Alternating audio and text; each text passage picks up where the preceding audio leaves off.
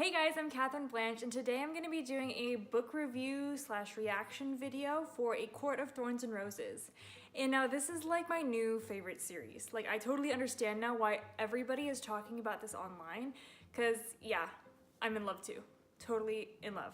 I actually had this book on my to be read pile for quite a long time, and I had bought it just as a splurge. It looked kind of like a cool cover, but I have to be kind of selective about what I read because I don't have that much time to dedicate to it. So the reason why I picked this book up and started reading it was actually because a bunch of my friends were recommending it to me. And these weren't my typical like book-loving author friends.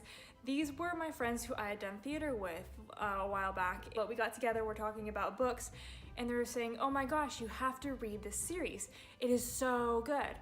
And I was kind of like, oh yeah, you know, I feel like I don't always read the books that are the most popular when they're the most popular, but they just could not stop raving about it. They said it was a Beauty and the Beast retelling, but like Beauty and the Beast gone wrong.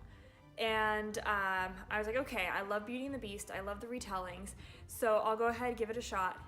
And I had read other books by Sarah J. Maas. I've read her Throne of Glass series. I haven't gotten all the way through it yet, but I really liked those books. And so I thought, okay, great, I'll try this one. So here it is, A Court of Thorns and Roses. I'm gonna go ahead and read the back for you guys real quick. When 19-year-old Huntress Feyre kills a wolf in the woods, a beast-like creature arrives to demand retribution. Dragged to a treacherous magical land she knows about only from legends, Feyre discovers that her captor is not an animal, but Tamlin, one of the lethal immortal fairies who once ruled their world.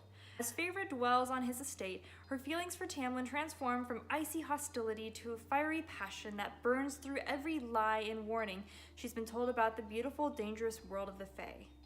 But an ancient, wicked shadow over the fairies' land is growing, and Feyre must find a way to stop it, or doom Tamlin and his world forever. So my initial reaction when I started reading this book was that I was drawn in pretty quickly. I wanted to find out what was going on, and I got pretty invested in the characters and I really wanted to see what happens, but about 3/4 of the way through, I put the book down. And I've never done this before. I've never put a book down like this because I've been so afraid of what's gonna happen to the characters. But, and I was just too emotionally attached. For whatever reason, I was so afraid of what was going to happen that I couldn't even finish reading the book. And I put it down, and I put it down for like months. I went and I was reading other stuff, I was doing other things, and then finally somebody's like, no, Kathryn, you've got to finish reading this book. It is so good, the last quarter is the best part. And I can't argue with that. By the time I finally sat down and finished reading it, I've got to say the last quarter was definitely my favorite part of the book. For those of you who have the same reaction of, oh no, I'm so afraid, please just read the book all the way through. That last part is so interesting.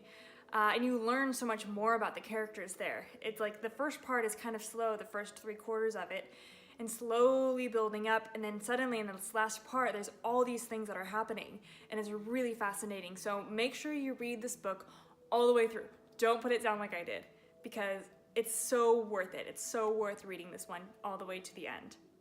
So one of the things that I really liked about this series is it's talking about the Fae, so it's kind of Celtic based in its mythology, but it's definitely a different take on it, and I feel like I haven't quite read something like this before, which is always fun when I get to read something like that.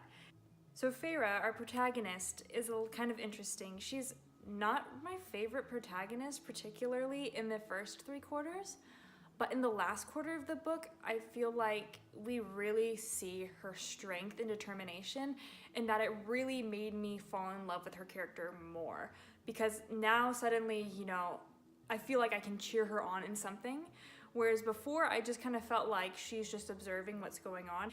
And she takes a bit more of an active role. I mean, she wasn't totally passive by any means in the first 3/4. But in that last quarter, she sort of just starts to really come into her own as a protagonist and as a heroic type of character. And when she's facing all these different struggles that she does at the end, I don't want to give too much away. So I'm trying really, really hard not to give away any spoilers for those of you who still haven't read it yet. Some other thoughts on the characters. By the end of the book, I'm getting kind of annoyed by Tamlin. I really liked him in the first 3/4 of the book, and you know, what a great match for her kind of thing. But now by the end of the book, I'm just kind of like, come on, dude, what are you doing? What are you just sitting around for? You know, he felt like he suddenly became super passive, and it's really like, I don't know, I feel like he's not invested the way she is. And I get that he's in a place where he can't really act, but at the same time, he could be doing something more than he's doing. Like, he's literally just sitting there like a bump on a log. I mean, come on, guy, get it together. And so, I don't know, like, by the end of the book, I was starting to kind of lose my respect for Tamlin. On the other hand, I'm kind of starting to like Rhysand, which is interesting because, I mean, he seems like he's this bad guy character, but he also seems like he's doing things that are helping the main character. And so he's kind of like those ambiguous characters where you can't quite figure out if they're good or bad or neutral, because I can't tell whose side he's on or what he's doing or really who he's supporting, who he's fighting against. At this point, I'm kind of like, I want to know more about Rhys than I want to know about Tamlin. And I feel like we are. I mean, the last scene in the book makes me feel like we're going to learn more about this guy. And Tamlin, I'm kind of just like, I don't know. I hope he finds some way to redeem himself, because right now, I feel like that was just kind of screwed up to just sit there and not help. So I'm gonna wrap this video up. I don't have a whole lot of time this week, but I just wanted to take a moment to talk to you guys about it because this was such a good book. I really thoroughly enjoyed it. I would recommend it to anybody who likes fantasy, especially like darker fantasy. This was definitely 5 stars, mostly for the ending because, yeah, great ending. Read it all the way through. If you've already read the book, then you know exactly what I'm talking about. If you haven't read it yet, please do. You'll enjoy it. Trust me. It's now like my favorite series. There's going to be a second part to the video. I'm going to be reviewing A Court of Mist and Fury because I've already read that book too. So stick around, check out the next video because that's going to be A Court of Mist and Fury. Woo!